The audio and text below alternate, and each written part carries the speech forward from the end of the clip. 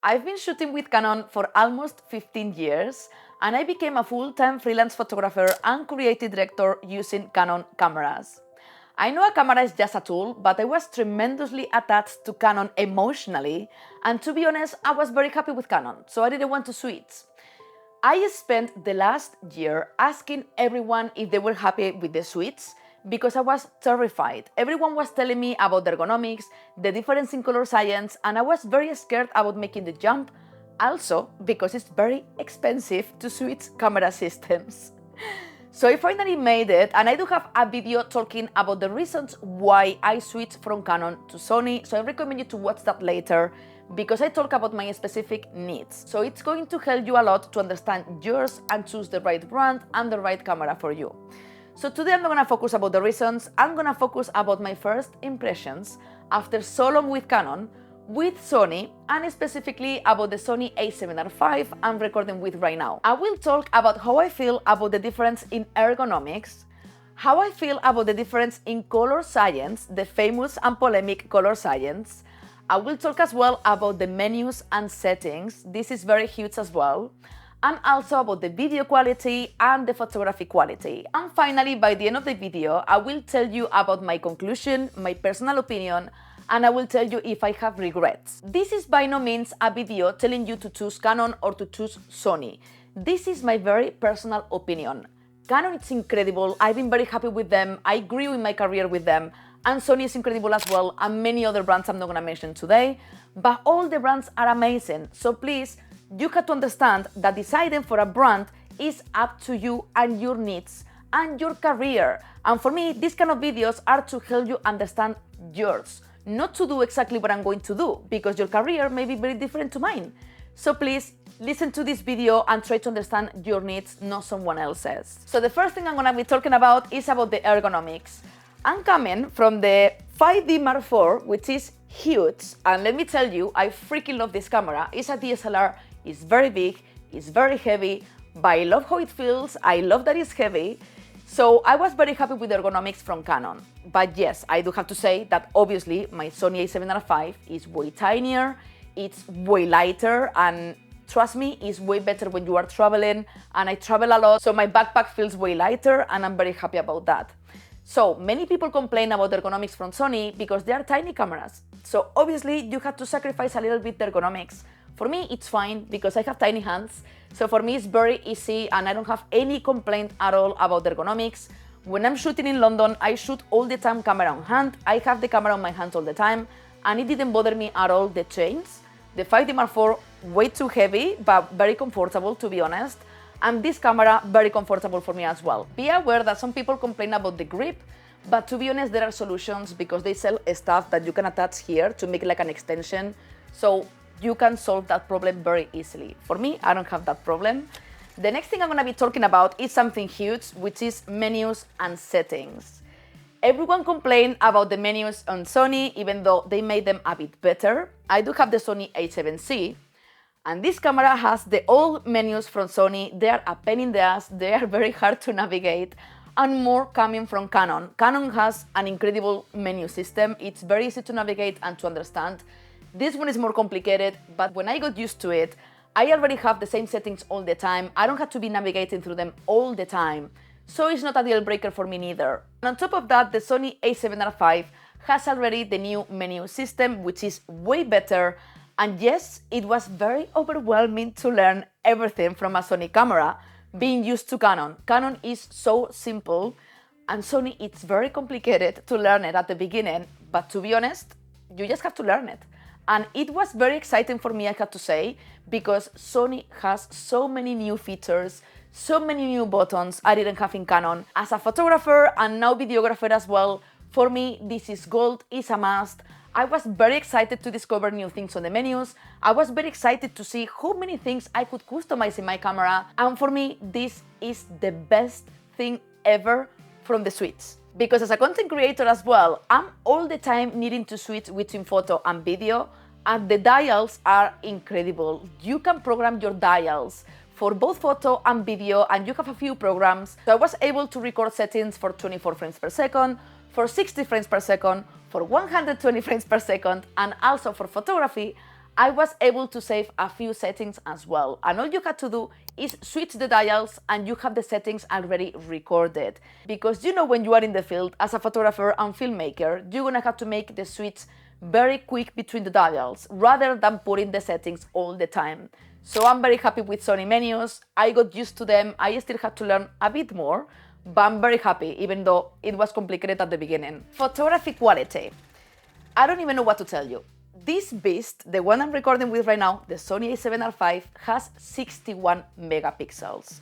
61 megapixels, it's incredible because it's gonna give you so much room for creativity. If you zoom in, you still have so much resolution, which means that many times you're gonna shoot and then you can crop the image a lot if you need. Maybe you are using a zoom lens and it's not enough, but you can always crop in post-production because you still have so much quality. So I'm very happy with this. I've been shooting client work already with this camera, and this was a massive step for me because it's the first time I shoot with Sony professionally and not with Canon. And let me tell you that I was amazed with the results. The quality of these photos are incredible. I'm sure you can agree with me. You can zoom in all you want and the quality is insane with those 61 megapixels.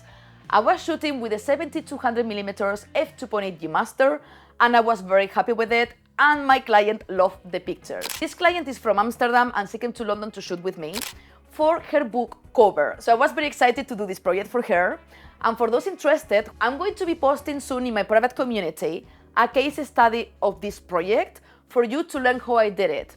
For those new here, I do have a private community where you can support my channel for just a couple of coffees per month, and you're gonna get exclusive videos, exclusive tutorials, exclusive podcasts, free resources, and sometimes gear giveaways. So feel free to join. I'm gonna link it down below, but if you don't want to join, that's totally fine, because you can subscribe to my channel to join my weekly videos, and I still post all about photography and the creative industry, and vlogs as well, so I really hope you enjoy it. And please don't forget to click the bell button to be notified about my videos, because otherwise YouTube is not gonna notify you and you're gonna miss out. I post every single week.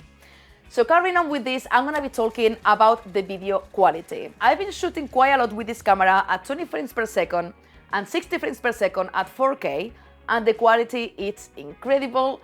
And I have to mention the IBIS. The IBIS, the stabilization of this camera, it's insane. I've never tried any camera like this one. You can get such unstable footage without using a gimbal. On top of that, I combined this camera with the 24-105mm from Sony, which has internal stabilization as well, and it was incredible. For travel vlogs, it's amazing because you can get such unstable footage.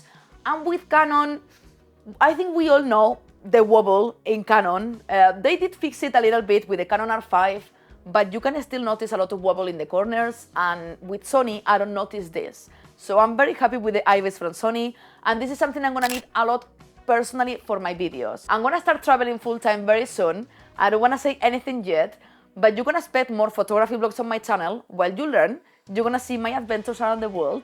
So I really hope you join me. And for that reason, I really need a good IBIS. I'm not gonna carry a gimbal with me because it's very heavy. I carry a lot of gear with me, and I'm gonna carry the tripod because I'm a solo creator. So a gimbal is not very handy for me. So the IBIS with the 24-105mm from Sony, it's such a perfect combination. I'm very happy with this kit. So, color science. What do I think about the color science? I'm not gonna show you a RAW file from Sony and a RAW file from Canon because you have many videos showing you that. I think this is so silly. First of all, because the RAW files from Sony, the skin tones are incredible, are good, they look good. I'm a portrait photographer. I've been 15 years with Canon only, and I didn't notice a massive difference. I had to be honest, I didn't notice. And also, if you have Lightroom or any editing software and you shoot in RAW, which you should even if you are a beginner, you can modify every single thing in the photo. You can play with the color temperature, with presets, you can play with everything you want, with the tint, add magenta, add greens. So I don't know why people are so worried about the color science. For video it's perfect, for photography, for me, it's good as well. So if you were scared about this, please don't, because everyone made me so scared about this. Because mainly I'm a portrait photographer, so people were telling me, Laura, maybe you're gonna notice a lot of difference, maybe you're gonna struggle. I didn't. I'm very happy with it. Do I regret the switch? Absolutely no. And trust me, I didn't want to switch from Canon. As I told you at the beginning of the video, I was emotionally attached to Canon. I don't have any kind of hate to Canon. My cameras lasted for years. I still have them all and they still work perfectly. I'm very happy with Canon, okay? So this is not a battle between Canon and Sony. This is me making the switch because I have other needs. I wanted to try Sony and I think Sony is incredible, particularly the Sony a7R5. For me, it's a photography beast, and for video, it's incredible. So I have an amazing hybrid camera for everything I want. For client work, for photography, for professional video, for my YouTube content, and for everything. Yes, the menus are scary, but you're gonna learn them. And to be honest, I needed that. I wanted to be out of my comfort zone and learn something new. And Sony offered me so many things Canon didn't offer me in the menus, regarding settings and customizable buttons. This is gold as a content creator. So for me, it was the perfect choice, but please listen to your needs, not to mine. So this video can help you to understand yours and be like, okay, actually, I'm thinking about making content creation. So that thing he's saying about the dials and program everything because I'm gonna be jumping between photo and video, that may be useful for me. So this is just to give you an idea for you to understand better your needs, not to tell you choose Sony or choose Canon, because both brands are incredible and I still love Canon. So I really hope this video helped you, and if you want to know about the reasons why I switched, please check this video I'm gonna put here because I think it's gonna help you even more. And please subscribe to my channel if you didn't yet, and like the video because it helps me a lot, and I will see you very soon. Big love.